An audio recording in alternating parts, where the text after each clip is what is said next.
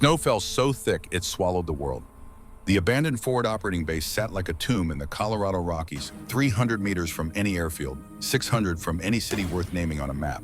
The kind of place men go to die quietly away from headlines and history books. Captain Derek Stone watched the accumulation against the reinforced windows of the command center. 2 inches per hour. Had been for the past 18 hours straight.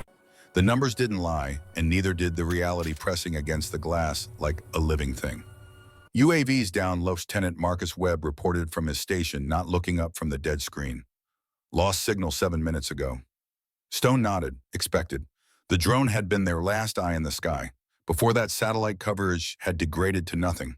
Before that, the resupply convoy had turned back at the valley entrance, the driver radioing something about whiteout conditions and a road that no longer existed. The base held 282 Navy SEALs, 3 platoons support staff intelligence personnel medics, all pinned down by weather that felt less like nature and more like a tactical weapon deployed by an enemy that understood patience better than most men understood breathing.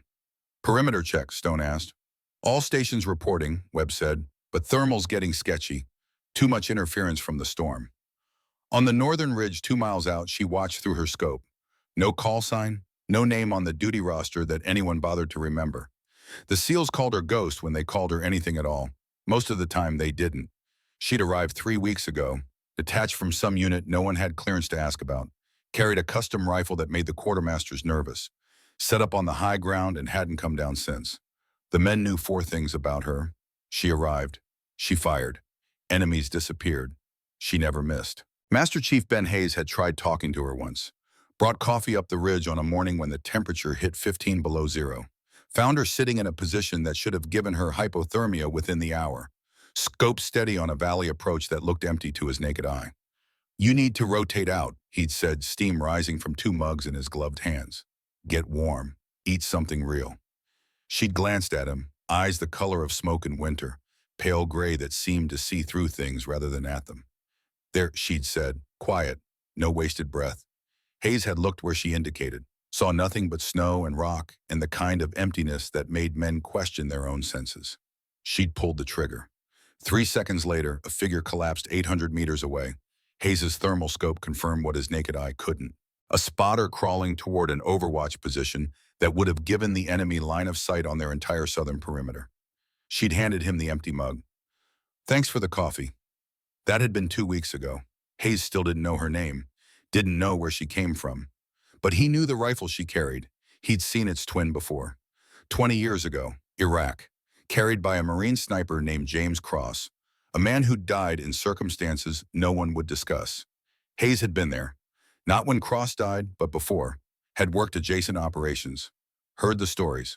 Best sniper the Corps ever produced, and then one day gone. Training accident, they said. But Hayes had served long enough to know what training accident meant when nobody came home. He looked at the woman on the ridge, the rifle, the skills, the complete refusal to retreat. He didn't ask, but he wondered. Some legacies ran deeper than blood.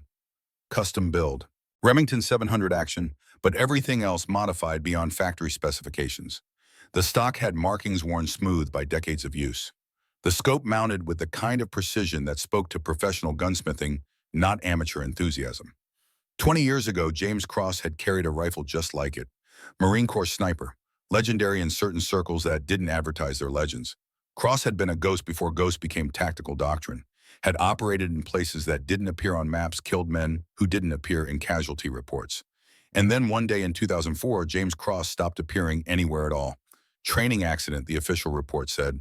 Killed in Iraq during a routine exercise. No body recovered. No details available. The kind of death that made men ask questions they knew would never be answered. Now as the storm intensified, Stone studied the tactical display in the command center. Enemy forces had been probing their perimeter for days. Small teams testing responses, mapping blind spots. The kind of reconnaissance that preceded something larger. "They're waiting for the storm to peak," Stone said. Webb looked up. "Sir, they want us isolated. No air support, no resupply, no reinforcements. They'll hit us when the weather's at its worst. We're dug in. They'd need overwhelming numbers too, which they probably have." The silence that followed had weight. On the northern ridge, she adjusted her scope. The snow created problems. Wind drift became unpredictable. Visibility dropped to minutes between gusts, but it also created opportunities. Sound carried differently in snow. Thermal signatures blurred. Movement could be masked if you understood the rhythm of the storm, the way it breathed and shifted like a living thing. She'd been counting enemy positions for the past 6 hours. 17 distinct teams circling at varying distances. Too coordinated to be random. Too patient to be reckless. They were professionals, which meant they'd studied the base-identified weaknesses, planned their approach with the kind of care that turned battles into executions. Her position wasn't on any official map, a rocky outcrop with just enough overhang to shield her from aerial observation, enough height to dominate 3 valleys. She'd reinforced it herself using materials scrounged from the base. Camouflage netting, insulation, ammunition caches buried in waterproof containers at intervals she'd measured and memorized. The SEALs thought she was support, backup if things went wrong. They didn't understand she was the perimeter. At 1,400 hours movement, she tracked it through the scope. 4 figures, low crawl using a creek bed for concealment. Good discipline, weapons ready, communications equipment visible, forward reconnaissance. She let them advance. Watched their patterns, noted hand signals equipment, loadout, the way the team leader kept checking a GPS unit. They were mapping approach routes. At 14:30, they stopped. Consultation. The team leader made a radio call. She watched his lips move, read the tension in his shoulders. He'd just confirmed the base's exact position. She breathed out slowly, squeezed the trigger. The team leader dropped. His teammates reacted fast, scattered. Seeking cover, professional, she worked left to right, breathing between shots. No rush. Each target acquired, confirmed, eliminated. 4 rounds, 4 bodies in the snow. In the command center, Stone's radio crackled. TOC, this is Hotel 3. We just heard rifle fire from the northern sector. Confirmed source. Negative visual. Storm's too thick. Stone looked at Webb. He was already pulling up the sector map, overlaying known friendly positions. Ghost is up there, Webb said quietly. Stone keyed his radio. All stations, weapons tight. Wait for confirmation before engaging. 3 minutes later, her voice came through. Flat. No emotion. 4 hostiles eliminated. Northern approach. Reconnaissance element.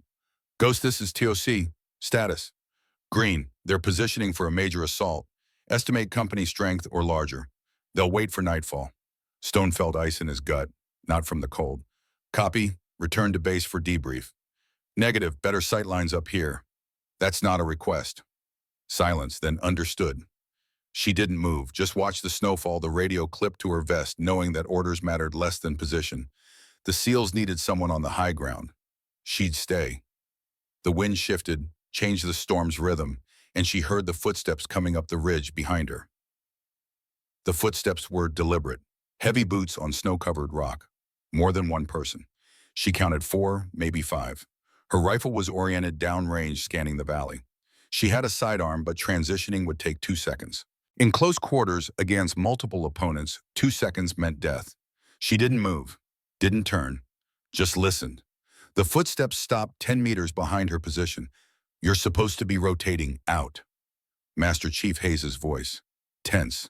We've got movement on the eastern perimeter. Need you down at the base. She scanned her sector.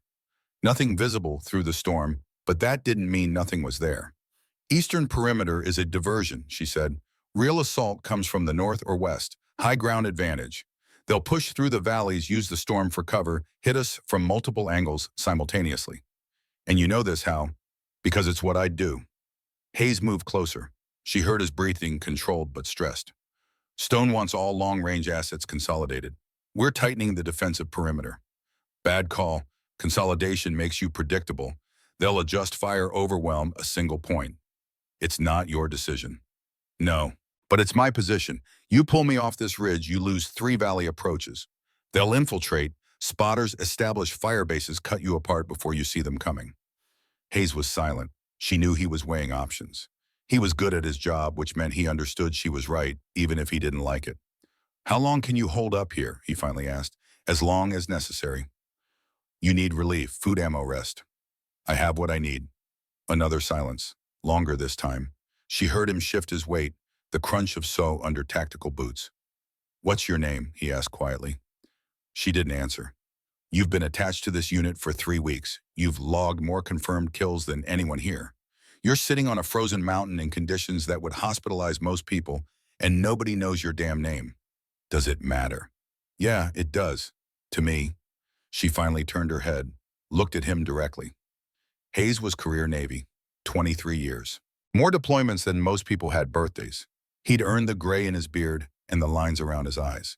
Earned the right to ask questions that mattered. When you write after-action reports, she said, you'll write what you observed. Target eliminated at range, threat neutralized, area secured. My name won't matter for any of that.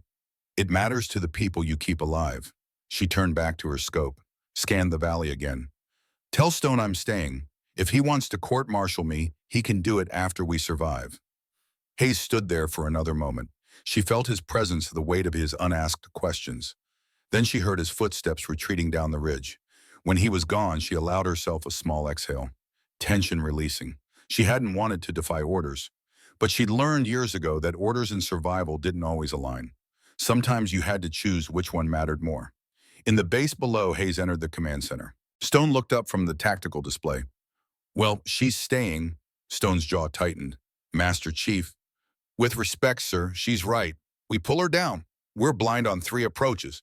And based on what she's already stopped, today, we need her exactly where she is. I need personnel I can count on to follow orders. You need personnel who can keep us alive. Right now, she's the best insurance we have. Stone stared at the map, the northern ridge marked with a single icon. No name attached, just a designation, Sniper 1. What did she say her name was? She didn't. Stone rubbed his face. Exhaustion and stress competing for control. Fine, she stays. But I want hourly check-ins. And if the situation deteriorates, she comes down. Understood. Yes, sir. Back on the ridge, she had already dismissed the conversation from her mind, focused instead on the immediate problem. The enemy was repositioning. She caught glimpses through breaks in the storm. Movement at the edges of visibility. Teams relocating, establishing new positions. They were being methodical, professional, which meant they had intelligence. Good intelligence. Probably knew the base layout, defensive capabilities, personnel numbers. This wasn't a random assault. This was planned. At 1800 hours, full darkness arrived. The storm continued. Thermal scopes became nearly useless. Night vision picked up falling snow and nothing else. She switched to instinct and sound. At 1847, she heard something. Faint. A mechanical click, barely audible over the wind. She oriented on it. Waited. Another click. Closer. Pattern recognition. Suppressed weapon being loaded. She moved. Silent transition from her primary position to a secondary nest 6 meters east. Belly crawl. Slow. Invisible in the darkness. 30 seconds later, suppressed rounds impacted where she'd been. 3-round burst. Precise. Professional. Counter sniper. She tracked the muzzle flash. 140 meters. Elevation slightly below her position. The shooter had good instincts. Bad luck. He'd assumed she'd stay static. She acquired the target, controlled breathing. The storm created a 4-second window between gusts. She waited for it. Gust faded. Clear line. Squeeze. The counter sniper collapsed. But now they knew where she was. And they were coming. They came at 2300 hours. Not in a rush, but with patience that spoke of training and discipline. She counted 12. Moving in 3 teams of 4. Staggered formation covering each other's advance using dead ground and natural cover. They'd learned from the counter sniper's mistake. Her position was compromised. Staying meant becoming a target. Relocating meant exposing herself during movement. She chose a third option.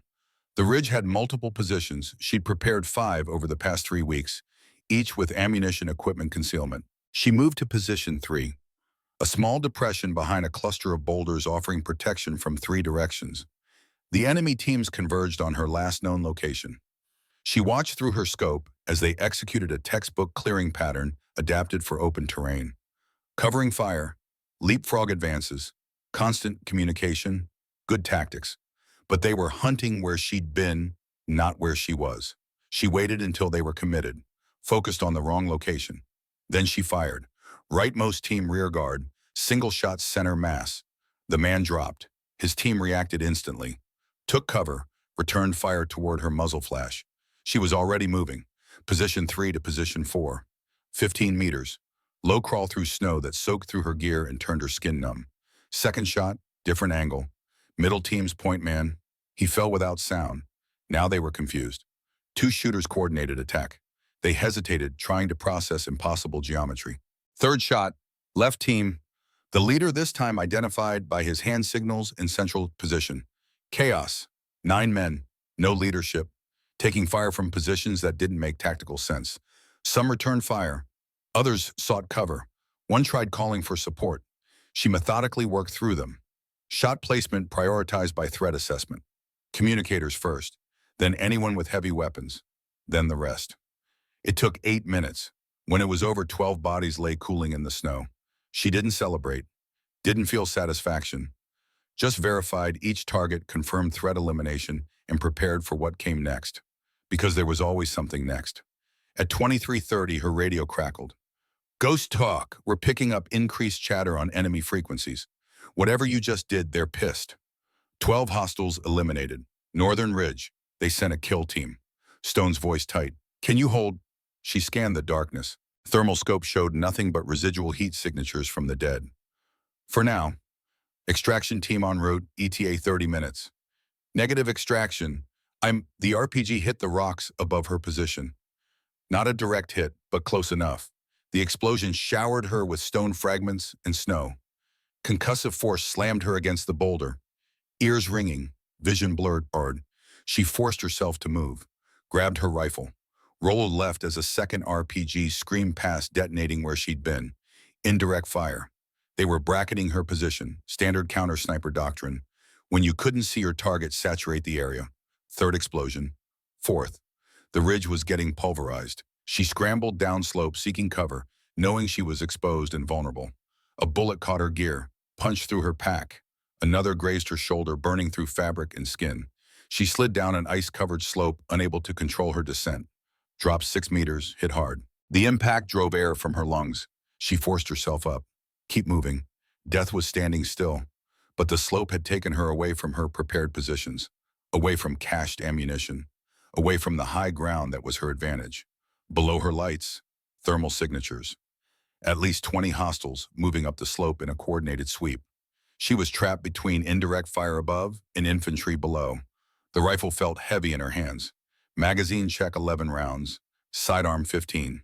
2 grenades, 1 knife. Against 20-plus hostiles with support weapons.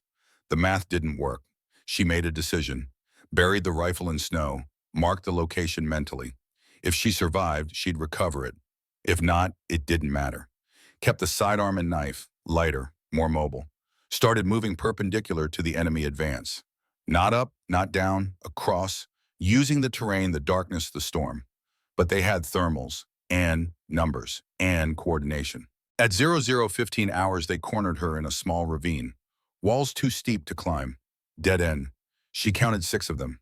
Assault rifles raised. Confident. The point man spoke in a language she understood but didn't acknowledge. On your knees. She considered fighting, calculated odds. 6 against 1. Confined space. They had angles of fire, superior position, overwhelming firepower. Fighting meant dying here. She dropped the sidearm, raised her hands. The point man moved closer, kicked her weapon away, grabbed her shoulder, the injured one, and forced her down. Pain lanced through her arm. I said on your knees. She knelt. They zip-tied her hands behind her back. Rough, tight enough to cut circulation. Searched her for weapons. Found the knife, the grenades, the radio. Took everything. One of them contacted their command. Rapid conversation. She listened, picked out key phrases. Female sniper captured alive. Bringing her in. The point man grabbed her hair, forced her head up, studied her face. You killed a lot of my men, he said in accented English. We're going to make you regret that. She didn't respond, just memorized his face, his voice, his stance. They hauled her to her feet, started marching her down the mountain, away from the base, away from the SEALs, into enemy territory. The snow continued falling. Behind her, the ridge she'd defended for 3 weeks disappeared into white darkness. Hayes stood in the command center staring at the map. The northern ridge. Silent now. She's not responding to radio, Webb said quietly. Stone didn't look up.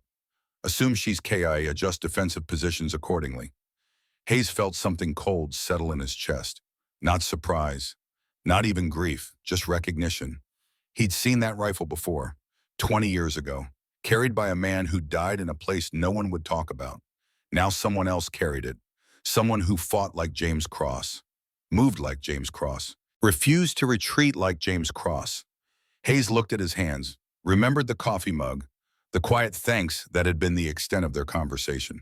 He still didn't know her name, but he knew with the certainty of a man who'd spent decades reading the writing that war carved into people that whoever she wasn't done yet. The storm howled against the windows. 282 Navy SEALs prepared for an assault they couldn't survive without air support. And somewhere in the darkness, a woman with no name began the longest walk of her life.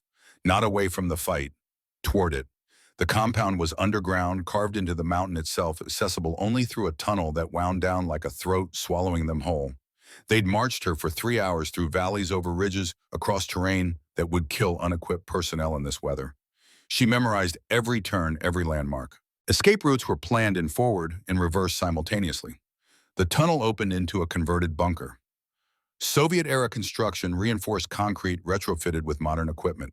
Generator hum, fluorescent lights, the smell of diesel fuel and unwashed men. They took her to a room with a drain in the center of the floor. Not good. 4 men waited inside, 3 guards, 1 officer. The officer sat behind a metal desk that had seen decades of use. Maps on the walls, communications equipment. This was a command post. The guards forced her into a chair, tied her to it. The zip ties were replaced with rope. More secure, more painful. The officer studied a folder. Didn't look at her. Let silence build. Interrogation Technique 101. Make the subject wait. Let anxiety work for you. She used the time productively. Counted exits. 1 door, no windows. Assessed threats. 4 armed men. But they were relaxed. Their commander was present, so they felt safe. Noted equipment. Her gear laid out on a side table, including her radio, which was still on. If the SEALs were listening, they'd hear this. The officer finally looked up. 40s, maybe 50s. Gray in his beard, scar across his left cheek. Combat veteran, not just a bureaucrat. "You have killed many of my soldiers," he said. Accent was thick, but English was fluent. 43 confirmed. "Perhaps more we have not yet found." She said nothing. "I am Colonel Victor Antonov. You will tell me your name, your unit, your mission." She remained silent. Antonov smiled, not with humor. "The strong, silent type. We get many of those. They all talk eventually." He stood, walked around the desk, grabbed her chin, forced her head up. "You think you are special because you are a woman in combat, because you can shoot from a distance." He squeezed harder. "You are nothing. A tool. And now a broken tool." He released her, turned to his guards. "She will kneel and beg for mercy. They always do." 1 guard stepping forward, grabbed her injured shoulder. The pain was instantaneous and overwhelming. She bit down on a scream, refused to give them the satisfaction. They untied her from the chair, forced her to the floor. Hands still bound, knees on cold concrete. Antonov walked a slow circle around her. "Kneel before me." She was already kneeling, but the statement wasn't about position. It was about dominance, power, humiliation. He wanted submission. She gave him silence. That angered him. He nodded to the guards. One of them drove a fist into her ribs. The impact folded her forward. She tasted blood. "Kneel before me," Antonov repeated. "Acknowledge your defeat." She straightened slowly, looked up at him, met his eyes directly. The room went still. Antonov's face darkened. He backhanded her. The blow snapped her head sideways. She felt skin split. Blood ran warm down her cheek. "You do not understand your situation. You are alone. Your unit does not know where you are. No one is coming for you." He grabbed a fistful of her hair, yanked her head back. "But I know who you are," he said quietly. "I know that rifle you carry. Custom build, Remington 700 action. Modifications that take years to perfect." Her eyes focused on him. "I have seen that rifle before," Antonov continued. 20 years ago, Iraq, 2004, a Marine carried it to Captain James Cross. She felt ice flood her veins. "He was a problem," Antonov said. "Always where he should not be. Always seeing what he should not see. We had a mission," he interfered. He released her hair, walked to his desk, opened a drawer, pulled out a photograph, held it in front of her face. A man in Marine Corps fatigues, kneeling, hands bound, blood on his face, eyes defiant even in capture. Her father. We captured him, Antonov said. Brought him to a place very much like this one. Asked him questions. He refused to answer. So we asked harder. He put the photograph down, looked at her with something almost like respect. He never begged, I will give him that. Most men beg, but not James Cross. Even at the end, when he knew death was coming, he did not beg. Antonov leaned close. His last words were about you. Tell Elena never kneel. Not for anyone. He smiled, and then I killed him. Slowly, with a blade, because bullets are too quick for men who refuse to break. She stared at him, face expressionless, but inside something crystallized, hardened into purpose that transcended survival. So you see, Antonov said, I know exactly who you are. Elena Cross, daughter of the man I killed. Come to finish what your father started. He straightened, but you will fail as he failed, and you will defy as he died, but first, you will kneel. She looked up at him, smoke-gray eyes empty of fear. My father taught me many things, she said quietly, first words she'd spoken since capture. But the most important was this: never kneel. Not for anyone. Antonov's smile faded. Take her to the holding cell, he said. No food, no water. Let her think about cooperation. They hauled her up, dragged her out of the room, down a corridor, into a smaller space barely large enough to stand in. Walls were concrete. Door was steel. Single bulb overhead, caged and flickering. They shoved her inside, cut the ropes on her wrist, but immediately replaced them with handcuffs. Chained to a pipe in the wall. 3 feet of movement radius, enough to sit, not enough to do anything useful. The door slammed shut. Lock engaged. Footsteps receded. She was alone in the darkness. She smiled. They'd made mistakes. Multiple mistakes. First, they'd cuffed her in front, not behind. Harder to escape, but not impossible. Second, they'd left her in a maintenance area. Pipes meant water. Water meant corrosion. Corrosion meant weakness. Third, they thought they'd broken her. She tested the handcuffs. Standard military issue. Could be shimmed with the right tool. She didn't have the right tool. But the room had pipes, which meant pipe joints, which meant metal edges. She started working, abrading the cuffs against the pipe. Slow, methodical. The metal was hard, but so was she. Hour 1. Reconnaissance. She mapped the cell by touch. 3 meters by 2 meters. Concrete walls poured decades ago, now cracked from temperature cycles and time. The pipe she was chained to ran floor to ceiling, part of the facility's water system. Old steel corroded at the joints. The door was solid, no gap underneath, no hinges on her side. It opened outward, which meant forcing it would require explosive force she didn't have. The light flickered every 17 seconds. Electrical problems somewhere in the system, consistent enough to use as a timer. She heard voices outside, conversations in 2 languages, Russian and something Middle Eastern. Coalition force.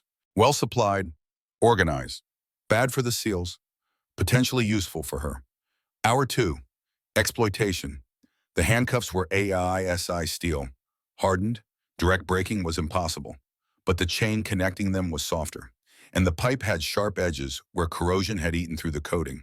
She positioned herself awkwardly, angling the chain against the pipe's worst corrosion point.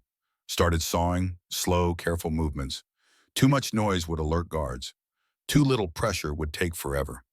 The metal scraped. Tiny shavings fell. She worked with the rhythm of the flickering light.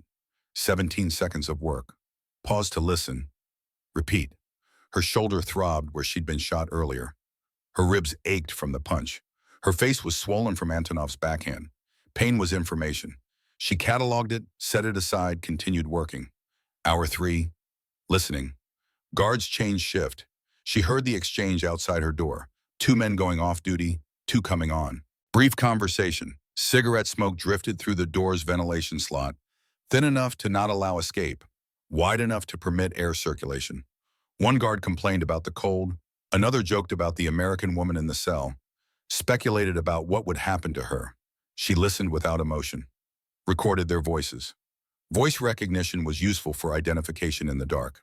They settled into routine. One positioned directly outside her door, another at the corridor's end 30 meters away based on how his voice carried. Pattern established. She could use this. Hour 4. Progress. The chain was weakening. She felt it in the feedback. The way metal resisted, then yielded. Maybe another hour of work. Maybe 2. She heard activity deeper in the facility. Vehicles starting. Men shouting orders. Something was happening. Preparation for an assault possibly against the SEAL base. If they attacked in force, the SEALs would be slaughtered. 282 people, many of whom she'd never spoken to. But she'd accepted responsibility when she took position on that ridge. She increased her pace, ignored the pain in her wrists where the cuffs bit into skin. Hour 5. Adaptation. The light went out. Complete darkness. She continued working by feel. The rhythm was muscle memory now. Didn't need vision. Didn't need anything except pressure and angle and patience. In the dark, she thought about Antonov's words. Your father's last words were about you. 20 years. She'd been 8 years old. Didn't understand why Daddy wasn't coming home. Didn't understand the flag-draped coffin with no body inside. Didn't understand why Mom cried at night when she thought Elena couldn't hear. She'd found his journal when she was 16, hidden in the attic, leather-bound, filled with mission notes, tactical observations, personal thoughts he'd never spoken aloud. The last entry dated 3 days before his death. If something happens to me, I hope Elena remembers what I taught her. Never kneel. Not for anyone. Not ever. She joined the military at 18, became a sniper at 22, hunted the men who'd killed her father for 6 years, and now, finally, she'd found him. Colonel Viktor Antonov, the man who'd murdered James Cross. She worked faster. Hour 6, breakthrough. The chain snapped. One link gave way, then another. The handcuffs remained on her wrists, but she was free from the pipe. She froze, listened. No indication the guards had heard. The snap had been quiet, muffled by her body positioning. Freedom of movement now. Still trapped in the cell, but no longer anchored. She conducted inventory of available resources. Handcuffs on wrists, potential weapon if used as brass knuckles. Broken chain, 8 inches of hardened steel. Could be used as a garrote. Pipe, fixed but sharp edges, useful for cutting. Door, ventilation slot 4 inches by 12 inches. Too small for escape. Her own body, trained weapon, currently damaged but functional. The equation was simple. Use what you have. Neutralize superior numbers through surprise and violence of action. Acquire better resources from defeated enemies. Hour 7. Preparation. She positioned herself by the door, opposite the hinges, where someone entering would have to step past her before seeing her. Tested the chain's weight and balance. 6 feet long, enough to wrap twice. Maintained tension. Silent strangulation was possible if applied correctly. Removed her boots, bare feet made less noise. Cold would be a problem, but quiet was worth the trade. Controlled her breathing, lowered her heart rate, entered the mental state where action happened without thought. Reaction became instinct. Hesitation didn't exist. Hour 8. Patience. She waited. In darkness, time became fluid. She marked its passage by guard conversations, distant facility sounds, the rhythm of her own heartbeat. At some point, hour 9, maybe 10, she heard footsteps approaching. 2 sets. Guard change. The lock disengaged. She positioned the chain in her hands. Ready. The door opened. A guard entered first, young, perhaps mid-20s, carrying a food tray. He stepped into the cell, searching the darkness for her. She was directly behind the door, invisible in shadow. He turned, saw the empty pipe, broken chain on the floor. His eyes went wide. She moved, chain around his throat, crossed at the back, pulled tight. He dropped the tray, grabbed the chain, tried to cry out. She maintained pressure, twisted, applied technique learned through training and refined through necessity. He thrashed, strong, well-trained, but surprise had cost him positioning. She had leverage and commitment. 15 seconds. His struggles weakened. 20 seconds. He went limp. She didn't release. Another 10 seconds. Confirmed unconsciousness, not death. Killing was necessary sometimes. This wasn't one of those times. The second guard appeared in the doorway, saw the scene, reached for his weapon. She released the unconscious guard, grabbed his rifle as he fell, brought it up, single shot, center mass. The second guard dropped. Silence. Then alarm bells. Someone had heard the shot. She grabbed ammunition from both guards. Checked the corridor. Empty for now. But that would change in seconds. She ran. The facility's layout revealed itself through movement. She'd memorized the route they'd taken bringing her in. Reverse it now. Main corridor branched into service tunnels. Generator room to the west. Voices echoing from that direction. Barracks northeast. Sound of men mobilizing. She went south. Maintenance access. Less populated. More escape routes. Behind her, voices shouted commands. Footsteps multiplied. They were organizing pursuit. She reached a junction, 3 passages, no signs, no indicators. Chose left. It sloped upward, towards surface level. The tunnel was narrow. Old concrete, pipes overhead. Fluorescent tubes every 10 meters, half of them dead. She moved quickly but carefully, scanning ahead and behind simultaneously. 2 hostiles appeared at the far end. Saw her. Raised weapons. She fired first. 2 shots. Both dropped. No time to confirm kills. Keep moving. The tunnel opened into a storage area. Crates stacked to the ceiling, equipment shrouded under tarps. She ducked behind a stack. Assessed. The rifle was an AK variant, 30-round magazine. She'd fired 4 rounds, 26 remaining. 1 spare magazine taken from the guard. 30 more. 56 total. Against how many she'd seen at least 40 hostiles when they'd brought her in. More likely a full company strength element. 100 plus. Math still didn't work, but math rarely did in combat. She heard them entering the storage area. Multiple contacts, fanning out in a search pattern. They were being cautious now. Prey had become predator. That changed psychology. She used the crates for concealment, moved perpendicular to their search line. They expected her to flee to seek exit. Instead, she circled behind them. 3 targets clustered too tightly. Amateur mistake. Single grenade would eliminate all 3. She'd taken one from the dead guard, considered it. No. Grenades made noise. Noise drew more enemies. She needed stealth, not attention. Waited until they passed her position. Rose silently. Knife from the first guard's belt. Throat cuts were silent if done correctly. 2 dead before the third realized. He spun. She drove the knife up under his ribs. Angled for the heart. He gasped. Collapsed. 3 down. Multiple more en route. She took position behind a large crate. Good sightline down the main approach. Waited. They came in pairs now. Learning. Covering each other. Better tactics. She let the first pair pass. Engaged the second. 2 shots. Both dropped. The first pair turned, seeking threat direction. She'd already moved. Different angle. 2 more shots. 2 more down. Silence. They'd stopped advancing, regrouping, changing strategy. She used the pause to relocate. Found a maintenance shaft. Vertical access ladder. Climbed 15 feet to a ventilation duct. Pulled herself inside. Barely large enough. Crawled forward. The duct provided unexpected advantage. Metal construction amplified sound from below. She heard them clearly. She's disappeared. Check every corridor. Colonel wants her alive. After what she did, he'll take her dead. She memorized voices, tracked positions, 12 hostiles in the storage area now, more in adjacent spaces. The duct branched. She chose the path leading away from concentrated forces, came out in what appeared to be a command center. Maps on walls, radio equipment, empty. They'd deployed everyone to find her. She dropped down, examined the maps, found what she needed. Facility layout. She photographed it mentally, exits marked, armory location, barracks, and the surface access point. Half a mile through tunnels, then 50 meters of exposed ground to the tree line. Doable if she could reach it. She also found something else. Enemy assault plans. Detailed maps of the SEAL base. Attack vectors marked. Timing noted, 0600 hours. Dawn assault, 3-pronged attack, overwhelming force. The SEALs didn't know, couldn't know. Their communications were compromised. They'd be slaughtered. She grabbed the documents, folded them, tucked them inside her clothing. Voices approached the command center. She moved to the exit, found herself in another corridor. This one better lit, more heavily trafficked. 6 hostiles ahead. Walking patrol, assault rifles ready. No way past without engagement. She made a decision.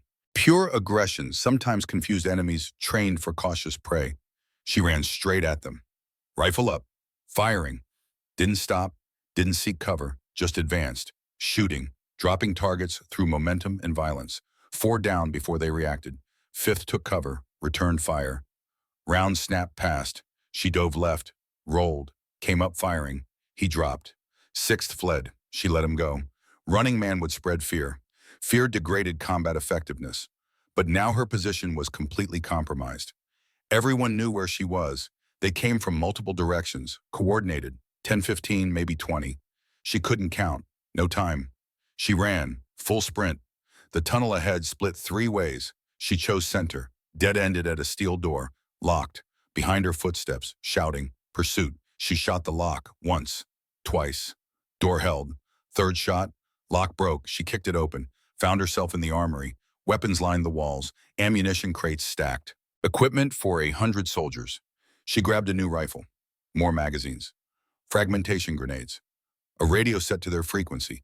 Let them hear their own panic. The pursuing force reached the door. Tried to enter. She threw a grenade, ducked behind a weapons rack. Explosion, screams. The doorway became impassable. Debris and bodies. But she was trapped. One exit now blocked. She searched, found a ventilation grate, kicked it open. Squeezed through, another duct. This one larger. She crawled. Behind her, sounds of them clearing the blockage. The duct led upward. Steep incline. She climbed. 50 meters. 70. Muscle fatigue setting in. Ignored it. Emerged in a small room. Generator access. Mechanical hum. Warm air. And a window. Small. Reinforced glass. But a window meant surface level. She checked outside. Darkness. Snow. Forest 50 meters away. The window was too small, but next to it a service door. Emergency exit. Alarmed. But that didn't matter anymore. Stealth was dead. Speed was everything. She kicked the door open. Alarm screamed. She ran. Snow was knee-deep. Temperature well below freezing. She wore no coat. Her feet bare since leaving the cell went numb immediately. Didn't matter. Tree line ahead. Cover. Escape. Behind her the facility erupted. Lights. Voices. Gunfire. She reached the trees, disappeared into darkness, and began the long run back to friendly lines. The storm had intensified. Visibility was measured in feet, not yards. She used it. Let the snow erase her tracks, mask her thermal signature, blind her pursuers. They sent teams after her. She heard them behind, calling to each other, maintaining formation. Disciplined even in chaos. Respect to them for that. But discipline required communication. Communication created patterns. Patterns could be exploited. She stopped running, found a position, thick tree trunk, good cover, commanding view of her back trail. Waited. First team appeared. 4 men moving cautiously, thermals raised, scanning, professional. She fired once. Lead man dropped. Team scattered. She'd already moved. 10 meters right. Different angle. Second shot, another down. They returned fire. Shredded trees where she'd been. Third shot from a third position. 3 down. The fourth fled. Smart. No glory in dying alone. But he led her to the next team. 8 men. Heavier weapons. Light machine gun visible. Grenades on vests. Problematic. She couldn't fight 8 directly. So she didn't fight fair. Circled wide. Used terrain. Got ahead of them. Found a narrow passage between rock formations. Natural bottleneck. They'd have to funnel through, set an ambush. 2 grenades positioned on either side of the passage. Tripwires rigged from torn clothing. Crude but effective. Weighted above on the rocks. Rifle ready. They entered the passage. Confident. Weapons ready, but not expecting contact. Tripwire. First grenade detonated. Blast channeled by rock walls. Devastating in confined space. Chaos. Screaming. Smoke. Second grenade. More devastation. She fired into the smoke, targeting movement, sound, anything that might still be threat. When the smoke cleared, 8 became 0. She moved on. Didn't check bodies, didn't confirm kills. Time was resource. Spend it on distance, not certainty. Mile 1, 16 hostiles eliminated. The count was automatic. Training. Every trigger pull recorded. Every target assessed. Not pride, not bloodlust, just accounting. She kept moving, found a stream, drank. First water in 24 hours. Her body screamed for rest. Ignored it. Rest was for after. Her feet had found boots from the first guard she'd killed. The leather was too large, packed with torn fabric to fit. Not perfect, but better than bare skin on ice. Mile 3, 47 hostiles. They adapted, stopped sending small teams, consolidated into larger force. 40 plus, moving as one unit. Smart. But large units made noise. Couldn't hide. Couldn't maneuver quickly. She became shadow, struck from distance, disappeared, struck again. Classic guerrilla tactics against superior numbers. 1 shot per position, move immediately, never predictable, never where they expected. Their frustration grew. She heard it on the radio captured from a dead officer. They were confused. Angry. One woman, barefoot, injured. How was she doing this because they'd made it personal when they said kneel before me? Mile 5, 91 hostiles. Her ammunition was low, 12 rounds in the current magazine. 2 spare magazines, 60 rounds total. The radio chatter intensified. They knew she was approaching the SEAL base. Were repositioning to cut her off. She changed tactics, stopped avoiding, started hunting their leadership, found their command element. 3 officers coordinating movements, elevated position, good cover, strong security. She eliminated the security first. 4 shots. 4 sentries, quiet, suppressed rifles she'd taken miles back. Then the officers. 3 more shots. Sudden, unexpected. Command and control collapsed. Units lost coordination. Beautiful chaos. By the time she reached the ridgeline overlooking the SEAL base, the count had climbed past 120. She'd stopped counting precisely, focused only on the next target, the next breath, the next step. 2 miles of valley between her and friendly lines. The base was lit, alert, defensive positions manned. They expected attack, and they'd get it at dawn. The documents she carried confirmed it. 3 battalion strength elements, artillery support, vehicle-mounted weapons. The SEALs would last maybe 20 minutes unless she warned them. The radio she carried was enemy frequency, useless for contacting friendlies. She needed line of sight, needed to get close enough to shout, to signal, to physically deliver warning. But between her and the base estimated 200 enemy combatants positioning for assault, she checked her ammunition. 43 rounds. Math definitely didn't work. She descended into the valley, chose the most direct route. Speed over stealth now, racing dawn. They saw her coming. How could they not single figure running through snow, illuminated by reflected moonlight? They converged, dozens of them, weapons raised. She ran faster, didn't stop, didn't incognito unless directly threatened, just ran. Return fire came from everywhere. Rounds snapped past, impacted snow. Too many targets, too dispersed. They were shooting at shadows and hope. She was shooting at certainty. Anyone who blocked her path, anyone who had clear shot, anyone close enough to matter. 40 rounds, 35. 30, each shot was life or death. Each shot bought yards of progress. 20 rounds, 15. The SEAL perimeter was close. 500 yards, 400. Machine gun opened up from her left. Heavy caliber.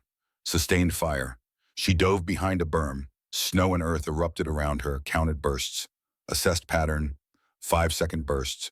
3-second pause. Reload every 30 seconds. Waited for reload. Ran. Made it 50 yards before fire resumed. Dove again. 300 yards. Multiple machine guns now. She was in the kill zone. Interlocking fields of fire designed to stop assaults. Currently stopping her. 10 rounds remaining. She stood. Ran straight at the nearest gun position. Firing as she moved. Crew served weapon needed crew. Eliminate crew. Eliminate weapon. 3 shots. 2 crew down. Gun silent. 7 rounds. 200 yards. The base perimeter saw her now. Thermals marked her. Unknown contact. Approaching from enemy territory. They'd shoot her. She pulled off her outer garment. Waved it. White flag. Universal sign. Hold fire. She screamed. Voice raw. Friendly. Seconds of hesitation. Enough for her to close distance. 100 yards. Machine gun behind her opened up. Rounds stitched snow around her feet. She dove the final distance. Rolled into a crater. SEAL defensive position. 3 men, weapons raised, pointed at her. Don't shoot, she gasped. It's Ghost. Recognition. Master Chief Hayes. He grabbed her, pulled her into cover. Holy hell, we thought you were dead. Not yet, she handed him the documents. Dawn assault, 3 battalions, artillery. You have 30 minutes. Hayes stared at the documents, then at her. How many did you? 287, she said. Give or take. Behind them in the valley, the enemy force was regrouping. Dawn approached, and she was out of ammunition. Hayes dragged her to the command center. Stone took one look at her barefoot, bleeding, half-frozen, and reached for his radio. Get me medical now. No, she interrupted. Check the documents first. You have 20 minutes. Stone unfolded the papers she'd brought. His face went gray. Webb, get me satellite imagery verification. Sir, we're still blacked out. Use anything. Thermal seismic. I need confirmation. Webb worked his station, pulled up fragmentary data, what little the storm permitted. I'm showing Christ, mass formations, 3 vectors, Exactly where these documents indicate. He looked up. Artillery. Can't confirm, but probable. Thermal signatures consistent with vehicle-mounted systems. Stone looked at Elena, really looked at her. The cuts on her face, the blood soaking through her clothes, the makeshift boots that should have failed miles ago but somehow held together. How did you get these? Took them from their command post. After they captured you. After I escaped. Hayes intervened. Sir, we need to reposition. Current defensive layout is optimized for the approaches we expected. If they hit from these angles, we're dead. I know. Stone studied the tactical display. Recommendations. Elena stepped to the map, pointed. Collapse the perimeter. Concentrate force on the northern sector. Abandon the eastern positions entirely. They're decoys anyway. Pull back to the hardened structures. Use the storm for concealment while you reposition. That leaves us vulnerable on every other approach, Webb finished, but less vulnerable than sitting in positions they've already targeted for artillery, Elena said. Stone made the decision. Execute 15-minute window. Tell the men we're relocating, not retreating. The command center erupted into controlled chaos. Orders flowing, units moving. The SEALs were professionals. They didn't question. They executed. Elena swayed, exhaustion hitting. Hayes caught her. Medical, now, that's not optional. She nodded. Let him guide her to the aid station. The medic was a young corpsman named Rodriguez, 25, maybe 26. He took one look at her feet. Jesus, how are you walking? Wasn't walking, was running.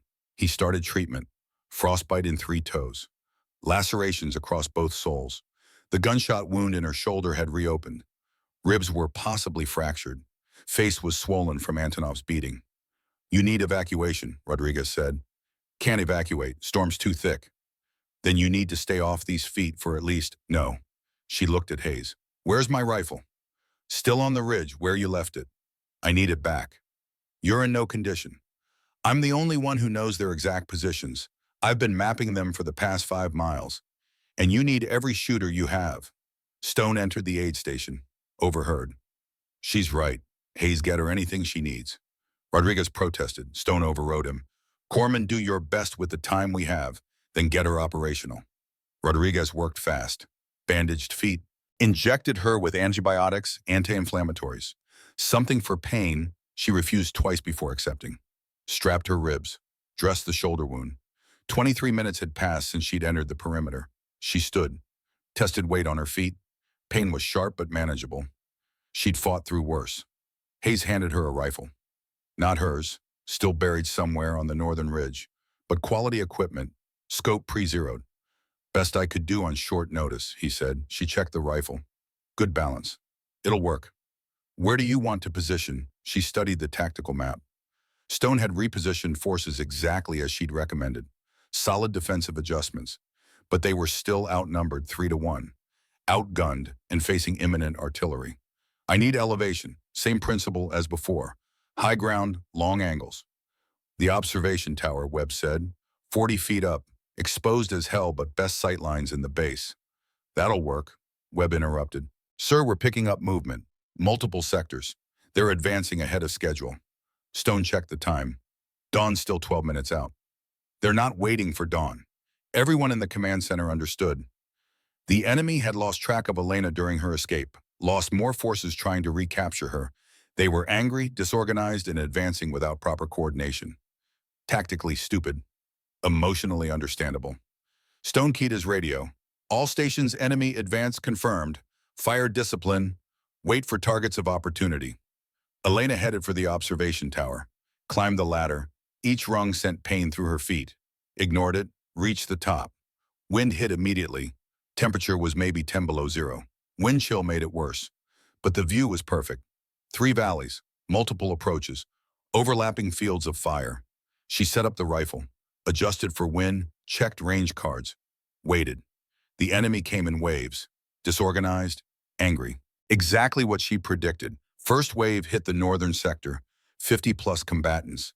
SEALs opened fire, disciplined, controlled, devastating. She worked the flanks, picked off anyone trying to outmaneuver the main defensive line. Long shots, 600 meters, 700. Conditions were terrible.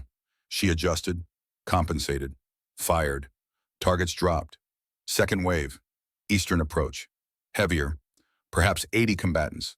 Vehicle support. Mounted machine guns. She targeted vehicles first. Gunners second. Dismounted infantry third. The SEALs held. Third wave. Western sector. Artillery preceded them. Mortar rounds. Imprecise in the storm, but terrifying nonetheless. Rounds impacted across the base. She felt the towers shake with each explosion. Stayed focused. Returned fire. Worked methodically through targets.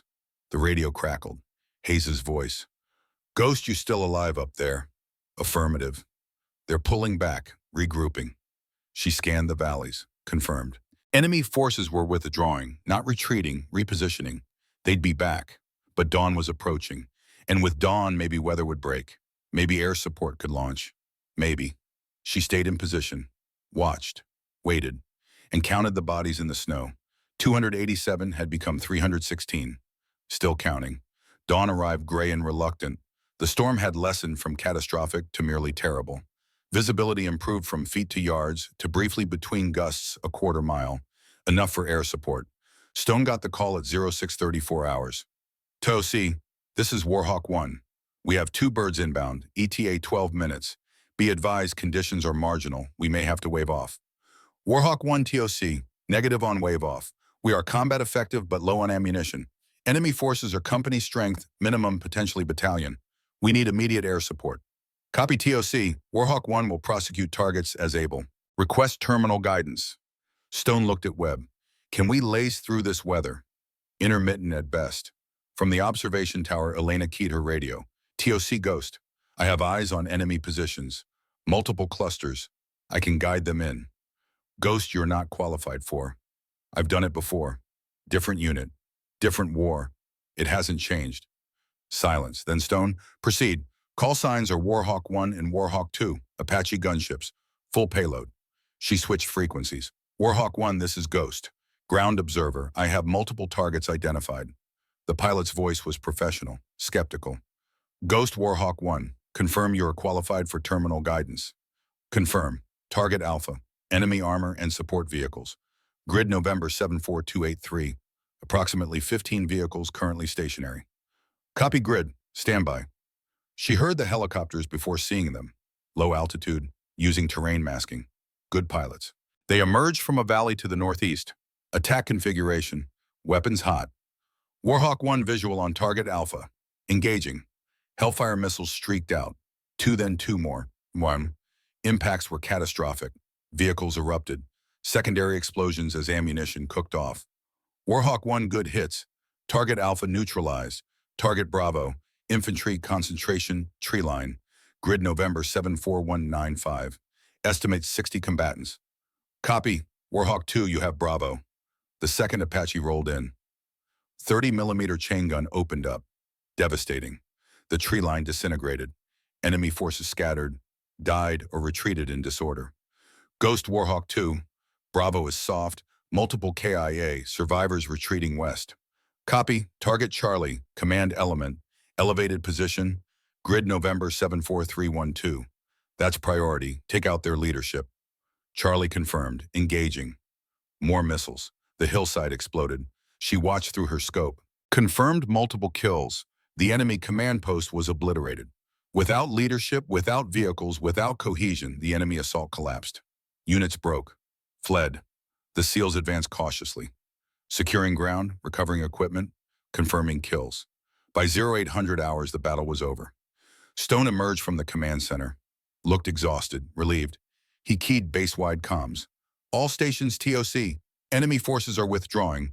Maintain defensive posture, but cease offensive operations. Medevac is inbound for our wounded. Good work, people. Elena descended from the observation tower. Each step was agony. Adrenaline was wearing off. Pain was no longer something she could compartmentalize. Hayes met her at the tower base. We've got hot coffee and actual food. When's the last time you ate? She thought about it. 36 hours, maybe 40. Come on. He led her to the mess hall. Someone had made eggs. Real eggs, not MRE packets. Coffee was strong enough to constitute a weapon. She ate mechanically. Fuel, not enjoyment. The SEALs filtered in, looked at her, whispered. She heard fragments of conversation. That's her. Killed how many? Escaped from their base. Barefoot. She ignored them. Ate. Drank coffee. Let her body begin recovery. Stone approached her table. Sat across from her. Looked at her for a long moment. I owe you an apology, he said. No, sir. I ordered you to abandon your position. You disobeyed. You were right. I was wrong. You made the best decision with available information. I had information you didn't. Different data, different conclusions. Still, you saved this base, saved everyone in it. She shrugged, uncomfortable with praise. Just did the job. The job doesn't usually involve escaping enemy captivity, killing 300 plus hostiles, and coordinating air support while injured and exhausted. 316, she corrected. Final count. Miss Stone laughed, bitter, impressed. 316, Jesus. Hayes joined them, set down a tablet. I've been going through after-action data, cross-referencing thermal logs, radio intercepts, physical evidence. He looked at Elena. Her count is accurate, probably conservative. How is that possible? Stone asked. Elena finished her coffee. They made mistakes. I exploited them. It's not complicated. It is to the rest of us. She stood, swayed slightly. Hayes steadied her. You need medical attention. Real medical attention, not field expedient. Medevac coming? 30 minutes. I'll wait here. Stone stopped her. What's your name? She hesitated. Everyone in the mess hall had gone quiet, listening. Lieutenant Elena Cross, she finally said. Sniper, classified attachment. Well, Lieutenant Cross, on behalf of everyone here, thank you. She nodded, didn't know what else to do with gratitude. The medevac arrived on schedule. 4 helicopters. 2 for wounded, 2 for security. The wounded were loaded first. 8 SEALs, injuries ranging from minor to critical. All would survive. Elena was directed to the 2nd helicopter. She hesitated at the ramp. Problem, the crew chief asked. She looked back at the base. The SEALs were already repairing damage, strengthening positions, preparing for next time, because there was always a next time. Hayes approached, extended his hand. It was an honor, Lieutenant. She shook it. Likewise, Master Chief. If you ever need anything at all, you call. I will. She boarded the helicopter, strapped in. The rotors spun up, the aircraft lifted. Through the window, she watched the base recede. The ridge where she'd spent 3 weeks. The valleys where she'd fought. The snow that had been white and was now stained. The crew chief offered her headphones. She declined, closed her eyes, let exhaustion win. When she opened them again, they were landing at a field hospital. Medical personnel rushed the aircraft. Someone was shouting orders. She was transferred to a gurney. A doctor leaned over her. Lieutenant Cross, can you hear me? You're safe. We're going to take care of you. She nodded. Let consciousness slip away. Safe. For now. 3 weeks later. Walter Reed Medical Center, Bethesda. Elena sat in a wheelchair watching snow fall outside the hospital window. Different snow. Cleaner. No blood. Her feet were healing. Surgeons had saved all her toes, though 3 would never regain full sensation. The gunshot wound was closed, scarring well. Ribs were mending. Face was back to normal, except for a thin scar across her left cheek. Souvenirs. A knock on the door. Come in.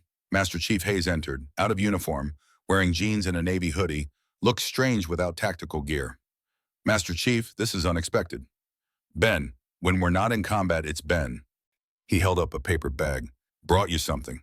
If it's hospital food, I'll pass. It's a burger, real one, from that place near the Capitol you mentioned last time we talked. She smiled, actually smiled. You remembered. You saved my life. Least I can do is bring you decent food. They ate in comfortable silence.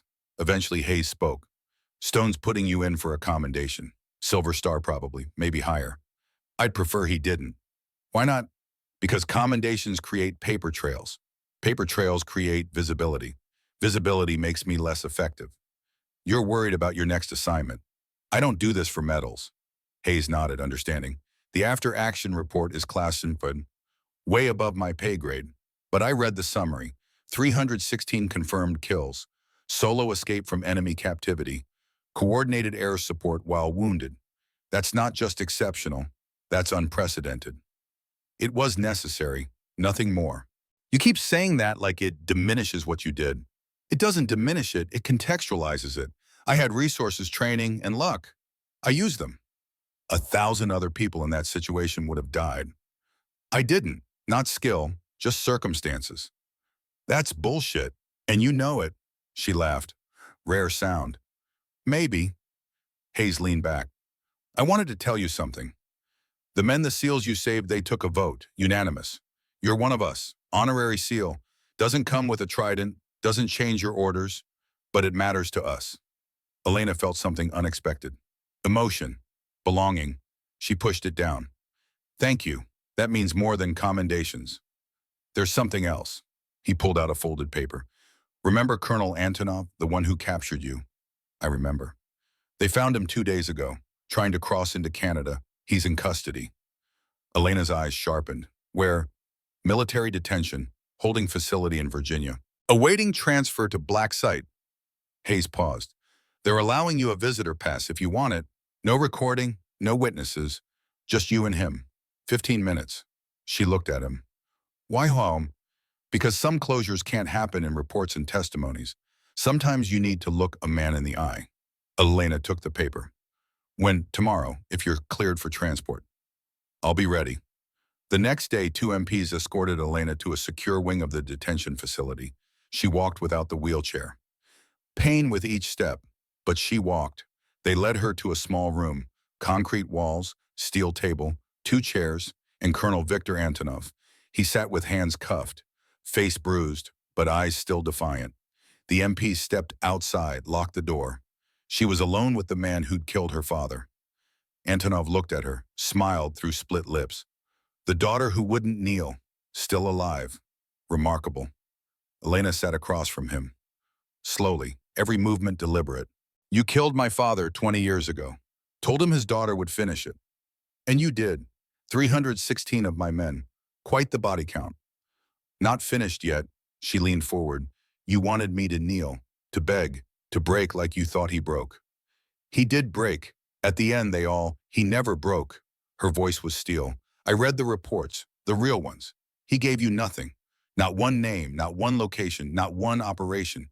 You tortured him for 3 days and got silence. Antonov's smile faded slightly. You killed him because he wouldn't kneel, Elena continued. Because even at the end, facing death, he stood. And that terrified you. Because you've spent your whole life making men kneel and you couldn't break one Marine. She stood, walked around the table, stopped behind him. Now you're going to spend the rest of your life in a cell, 23 hours a day in isolation. No sunlight, no contact, no power over anyone. She leaned close to his ear. You'll kneel every day for guards who don't know your name, don't care about your rank, don't fear you. Her voice dropped to a whisper. My father died standing. You'll live kneeling.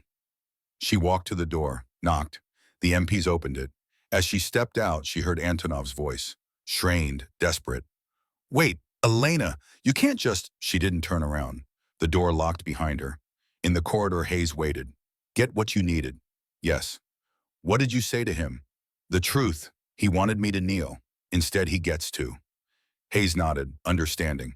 As they walked to the exit, Elena felt something she hadn't felt in 20 years. Not revenge, not satisfaction, closure. 2 days later, Elena received official notification. Colonel Victor Antonov had been transferred to ADX Florence, Supermax prison, 23 hours per day in isolation, no contact with other inmates, no sunlight, no hope of release. The notification included a single photograph. Surveillance camera footage from his cell, Antonov, on his knees, head bowed, defeated. She filed the photo away, didn't need to look at it again. Some victories didn't require witnesses. A nurse brought her an envelope later that day. No return address, just her name. Inside a letter, 2 pages, handwriting she recognized from old photos, her father's.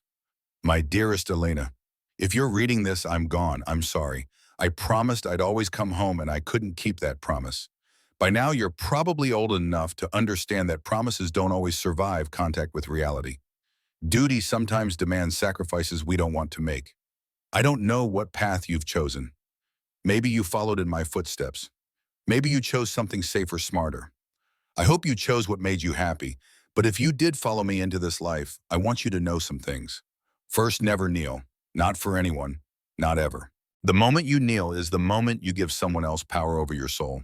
Stand. Always stand. Second, the job will cost you things. Sleep, relationships, parts of yourself you can't get back. But it matters. Every life you save matters. Every enemy you stop matters. Don't let anyone tell you different. Third, you are stronger than you know, stronger than I ever was. I see it in you already at 8 years old. You have steel in you that most people never find. Fourth, forgive yourself for the missions that go wrong, for the people you can't save, for the choices that haunt you.